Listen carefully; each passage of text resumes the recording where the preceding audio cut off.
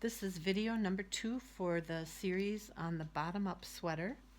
I have the sleeves attached to the sweater here. This is the underarm of the sweater, the underarm of the sleeve, with the stitches for that underarm to be worked later. I'll use the Kitchener stitch to put that together. So you can see the length of the sweater here, and then the sleeve.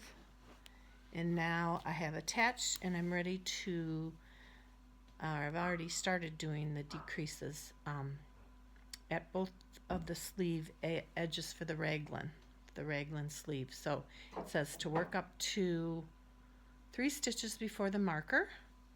Then I'm going to knit 2 together.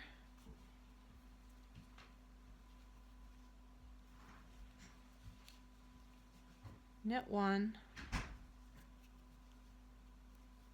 slip the marker, knit 1, slip 1, knitwise, knit a stitch, and then pull that slip stitch over the knit stitch, and that gives you your decrease for that edge.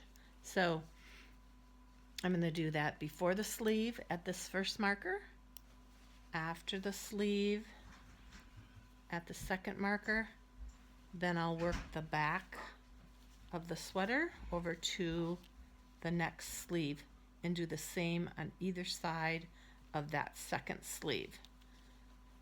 Okay, so we'll continue decreasing until we have the right number of stitches left on the needle for the collar.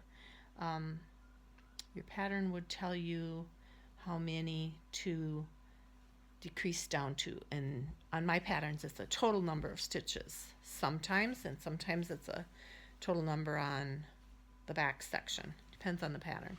So work till there, and then you'll be doing your collar section. All right, look for video number 3. I may do a video on the collar.